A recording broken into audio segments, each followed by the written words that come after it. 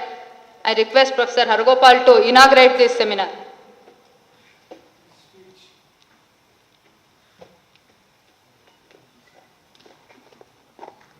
Friends, once again I welcome all of you to this historic meeting on behalf of All India Forum for Right to Education. As all of you perhaps know that All India Forum for Right to Education was an organization founded by people concerned about the future of education in India. It is 4 years old, and this was founded in Osmania University when we had a national seminar on education. Now, during the last 4 years, we have been trying to find out how to build a struggle, and as we were building, or as we were engaged in building this movement, then came, of course, shift in the political composition, and also the BJP has taken over the power at the central level. Now there are two threats to education. One is the corporate world, which has literally taken over the education, and we have communal forces. Now they are saying that they will impose an education system on India, and many of you may know that the curriculum for the school education is being prepared at Nagpur by the Sangha Parivar. And Ramdev Baba now claimed that he met the Prime Minister and he wants that he should be given the responsibility to develop education system for India. Ramdev Baba can develop one course on yoga, we have no problem, but how can he design a education system for India, I think is the challenge that for all of us. I recall my generation that I studied in my village. I come from a lower middle class background. I studied in Telugu medium, and I survived in the system. I have been able to get a job. I worked in Osmania University. I retired from the University of Hyderabad, the Central University. And I went all over the world. I never found that I was lacking in abilities when I was in Oxford or in Cornell universities, or when I taught in Sweden. A village boy from a lower middle class farming background could in this system be trained for modern education. But when I go back to my school now, I think next 100 years, no child studying in that school can hope to become a teacher in a central university. It's just impossible. What happened to that school? That's where the whole problem started. Why that school has been destroyed? How has it been ruined? And that's not the story of only my village school, that's the story of every government school. The way the procession where we started that Maharani government, that school, that middle school where we started, I think many friends from Mysore fought and literally protected at least that land. Today, the corporate forces not only entered the education, they entered the education as a business concern, and as corporatization is more for profit. Yes, private people can come into education. There are philanthropists. Most of the American universities, be it Stanford, Harvard, all of them are, have come from a philanthropy. But nowhere in the world people make profit out of education. And this is something which is very peculiar to India, that where they become millionaires, they have become billionaires, and 300 members of the parliament have private engineering college, private medical colleges. And in Andhra Pradesh, now one of the persons who started these corporate junior colleges has become a minister. He wants to challenging the ministers, chief minister, saying that he should be deputy chief minister. He has come completely from the educational business. He made huge money. And there are like vulture, they entered into education system and they are making money. That they are making is one problem, but they are destroying the government system very deliberately, and the rulers are helping them. And then minister, chief minister, everybody, connives, and gradually system has been destroyed from 1983-84. Ever since we borrowed money from the global systems, from the World Bank, I think our education system, because it came with a conditionality that education should be privatized. And for the last 20-25 years, no recruitment in many of the Indian universities. Literally they have stopped, not only one state, all states. As a member of some of the official bodies, when I went to different universities, in the 11th plan, 12th plan, you find 0 faculty departments. Udaipur University, which was an extremely good university, it has a 0 faculty of Rajasthani language. 2 part-time members of the communication department, where 2 journalists are running BA and MA courses in communication. And the major universities, the 150 years old universities like Bombay, Calcutta and Delhi University, they have all been destroyed. Today, Calcutta University, Bombay University has 120 faculty members, total university. Harvard has, God alone knows, in medicine alone they have 8,000 professors. Where is the comparison? They are giving 5 crore, 10 crores, cutting the block grant. And now they are saying why are not there in the top 200 universities. Going on lamenting that why are you in the top 200? How can you be in top 200 universities? What is your funding? What have you done to your universities? What have you done to your prestigious universities?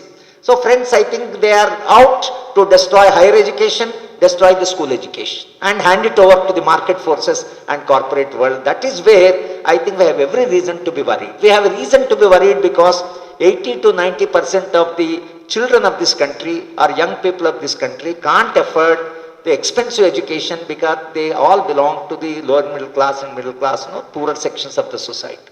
It is our responsibility. It is our responsibility to ensure that the generation to come and the present generation has an opportunity, equal opportunity and equal access to quality education. It's not merely just education but quality education. This whole idea of argument that government can't run schools, government schools don't run. Is it true that government schools don't run? Now what about the central schools? What about the Navodaya schools? What about the residential schools? They're all, they were schools in lot of demand. Every member of the parliament has 6 seats, in his constituency for the, central schools and Navodaya schools. How come that Navodaya schools run well? They are also run by government. Central schools are also run by government. And if government can run Navodaya and central school, why can't it run the school, government school in a village? And who says that no, the government can't run the schools? They are deliberately destroying the government schools, and that's where we have to fight and tell the government this will not be tolerated by people of India. I think that is where perhaps the All India Forum for Right to Education is trying to alert the people of India that be careful. If you miss this time, I think for generation, because next 100 years, I think Indian education system will be in deep crisis, and the boys and girls coming from the poorer families will never have access to education, because that's how the whole system is designed. That's how the entire system is designed. And that's the reason why we thought that we should fight for the common school through the neighborhood school. It's not that we are fighting something new. Till early 80s, we had a common school. Not that all children went, but we had a common school. And the common school, even in America, a capitalist society, and a society which does all sorts of things all over the world, still they have a common school. Federal court had made an observation, American democracy survived because of the common school. So for even democracy to survive, you need the equal access to education. But in our case, we had a system, we have destroyed the system. The manpower that is coming from that will be socially irrelevant, socially irresponsible, and socially they will become so opposite to the people and the society that they will serve their own purpose, they will live for themselves, they will make money right and left. And if you talk of corruption and all that, they have no meaning of talking of the corruption. When I spend 1 crore to become a medical doctor, that I make money out of my job, or I make money out of that, then you say there is a corruption and all that. Corruption is an outcome of also partly distorted education system. Now, if you construct a bridge, Commonwealth game, the bridge collapse. It will collapse because the engineer made money. Why he made money? He spent a lot of money on his education. I was telling you the doctors have got dehumanized. Now, what is the relation between a doctor and patient? It is such a humane relation. And where the patient discloses all secrets of the body. And the trust that he has to enjoy in the doctor, that whatever medicine today, every patient suspects the doctor. And they are going on saying they are prescribing all tests because of the commercial reasons. And if the doctor-patient relation, which is such a humane relation, is ruptured, a teacher-student relation as a kind of seller and the consumer, if it is ruptured, that I teach because I get a lot of money, then I charge for my lecture, I don't think it is a service that I am rendering to my student. I don't see my happiness in the growth of my student, but in the bank balance that I have. I think it is destroying a civilizational process. No society can be civilized if that society sells education. It's a service. It's a service essentially. A teacher is the one who is passionate about sharing the knowledge and training young mind. But if I am a businessman, going on counting what is the money I get for my lecture, I cease to be a teacher. I think this is how in all walks of life, be it the medicine, be it scientific world, be it the political, be it bureaucracy, IAS officer, everybody, today is self-seeking and not working for the larger collective purpose. I think the society, every educated man should be educated by the society, and society should have a moral claim on the services of the doctor, engineer, lawyer, IAS officer and a scientist and a professor. They should have a claim. If the doctor refuses to go to rural areas, one can demand, go to rural areas, we have educated you. But if you don't educate a doctor, and if the private medical college educated him, why would he go to a tribal area? Why would he go to a rural area? And what moral right you have to ask him to go to rural areas? Society should educate, society should have moral claim on the services of all the educated people, so that you have got to serve the community, you have to serve the people. Society will have a moral claim on its educated manpower only if it educates them. Can't allow the individual to study on his own, parents spending a lot of money and then asking that why doctors have become like, why lawyers have, I think then society has lost the argument. We are saying that society should educate its people. Society should impart education at a free cost, so that the educated man and the society has an organic link. It's not something like an umbilical cord between the educated man and the rest of the society. So therefore, friends, we are concerned with the future of the education and the future of all social relations. The commercialization of education destroyed the relation between children and parents. It has destroyed, the children now feel that, because they went on, the studying in a commercial education, and the whole idea is to make money, and they think even parents have become a burden. All relations are ruptured. All family relations are ruptured. All gender relations have gone. And now who is bothered with Dalits, the tribals, the poor and marginalized section, who is worried about them? I think it is what, if we want to build a humane, democratic, civilized society, I think common school is the only way that you can pave the way for a humane society. I think it's a matter of conviction. It's not merely a slogan or a thing. We have to believe that this society will have a future. It will be a democratic society, civilized, if only we have common school where all children of this country have access to quality. This has to be an article of faith. Then only we will be able to build the movement. On that minimum we will not compromise. We will not compromise on the basic fundamental. So is the case with university system. You can't, destroy Mysore University. It's such a beautiful university. We used to come here when we had all India conferences. Mysore University was known. Mysore University was known even better, more than the Bangalore University, when we were the students. As I was telling that, the major universities of this country have been destroyed. Usman University, I am a product of that university. I was proud of that university. Today, 800 vacancies in the university. Block grant is cut, and private universities are coming. And this whole nexus between the politics, bureaucracy, corporate world, and destroying the public institution has become a process. Therefore, we can't hope political parties of this country will help in building a robust education system. We have to build a movement. It's for the people of this country to build the movement. And another threat that I mentioned in the beginning is the communalization. Now, communalization, people are going on saying you are talking of only Hindu communalism, you are not talking of the Muslim communalism. Communalism itself is bad. Communalism of any kind is bad. But communalism, if it is the nationalism, pride in India, pride in India's past, Aryabhatta, I have no problem. We are also pride that okay, we are born in India, we also have long traditions and we had secular tradition. Amartya Sen is saying, India had, very strong secular democratic tradition, argumentative India, and all that we agree. But communalization for us is a threat, not because you are invoking, Hindu culture or that, you are trying to build education on the basis of hatred. Hatred is poison. You are creating hatred in the minds of the young people. Now the type of history books that are being written, Now 3 history books have come. Now what is that the history book? These have been written in Nagpur. I have no problem. You interpret Indian history the way there is an Oxford interpretation, there is a Romelas interpretation, there is a Kosambi's interpretation of history can be different. But this interpretation of history is completely telling lies. That's where communalism is very dangerous. What are they telling? That way from untouchability has come. Way from the Dalits have come. Now they say that after Islam came to India, those who are defeated in the battle, those people have been reduced to untouchability by Muslims. They are saying that those Hindus who refused to be converted to Hinduism and ran away to the forest are the tribals.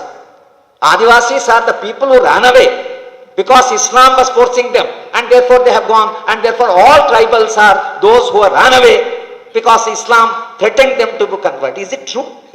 Is it that the tribals have come from the Islam? And is it true that the Dalit ethnic untouchable has come from Islam? I think there is something wrong. And staying, blaming, and therefore, okay, even assuming Islam forced them. What is that now you want to do? Therefore, destroy the Muslim, fight the Muslims. And going on spreading the hatred. So spreading on communal hatred in the society. How can you build a nation on the communal hatred? See, communalism is not nationalism. And even if it is nationalism, the entire communal forces, the Hindutva forces, if they believe in the nationalism, right? And if they are believing in the nationalism, they should be opposed to the foreign universities. They should be opposed to foreign capital. They should not sell the raw material to the multinational. If you are really a nationalist, now nationalist means what? You love your nature and you love your people. Now if you love your natural resources, then why are you selling the natural resources to the multinational? Why do you go to America and NRI, this semi-mad fellow sit there and every word of Narendra Modi, they were getting excited. What is this NRIs? Rootless people. They left the nation and he has gone and addressed them and he is asking America to come and open the universities and all that. Why do you ask America to come and open universities when you have a Takshashila, Nalanda, we have a great tradition of the universities? Build your own universities so that they can compete, they can match. But why do you want foreign universities? Nationalism and foreign universities will not go together. But the nationalism that they are talking is purely cultural. There is no economic nationalism, there is no political nationalism. It's a simply cultural. What all nationalism is, Valentine Day, you catch hold of the young people, force them to marry, beat them up. That is that nationalism. Nationalism is not that. A sense of pride. Sense of pride that I belong to such a long cultural pluralistic history of India.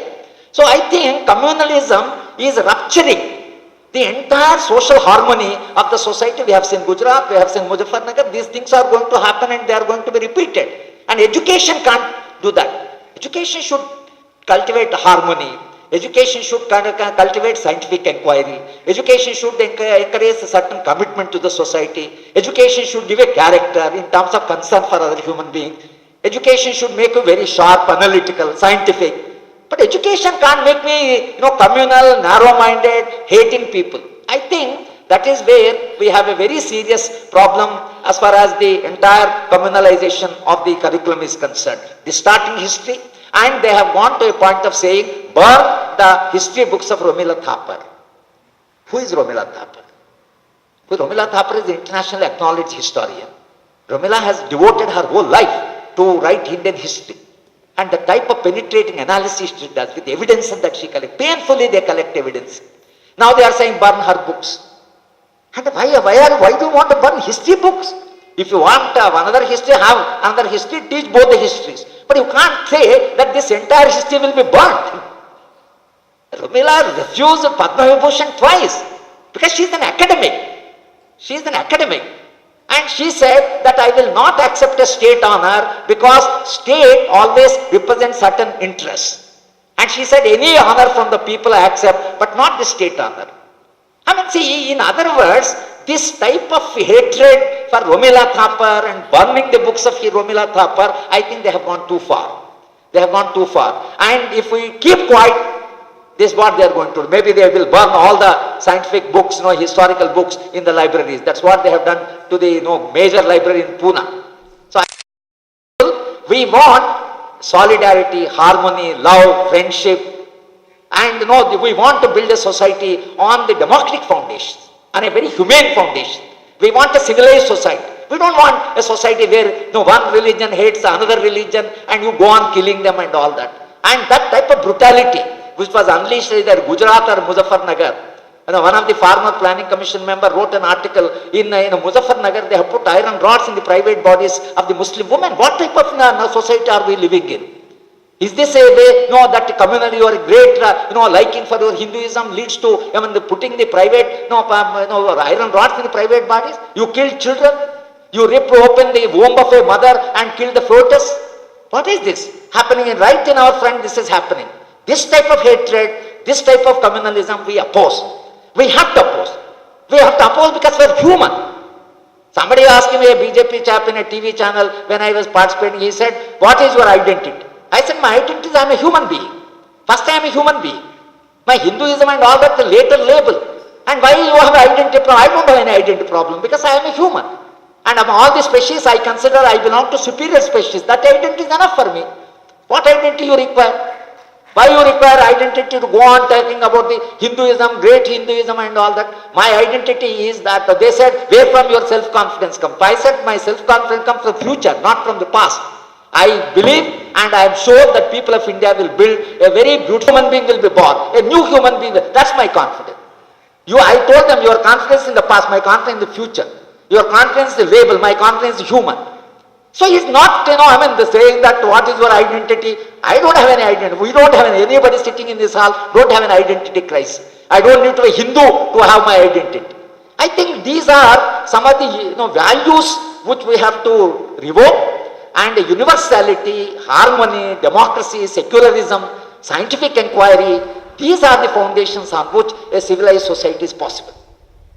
That's the reason why we think that this All India Forum, whatever movement we are building, we are building the movement for democratic values, good education, quality education, secular values where one community loves the other community, plurality is celebrated, culturally rich society, all cultures are enjoyable. Islam, okay, it has a way of life, all right, that's a way of life. And that way of life is a part of my cultural heritage. Tipu, have a great tradition of secular tradition, Tipus. And even the school where we started, somebody was telling Masjid has given that place for the school. We have secular tradition also as far as Islam is concerned. Karnataka had very strong secular tradition. Whole Sri Rangam temple is patronized by the Tipu family. Why you forget that part of the history? Why remember only Babar and why don't remember Tipu? It's a selective memory. It's a selective memory. We have some good tradition. We have the history is full of problems. It has something good, something bad. Bad has to be critically analyzed, good has to be celebrated. But you can't go on talking about the bad things and then just generate hatred and incorporate that in the history books. I think this is what we should oppose. I am very happy that Mysore, which has had a strong tradition, in fact Gandhi, when he came to Mysore, he said it is close to my Ramarajya.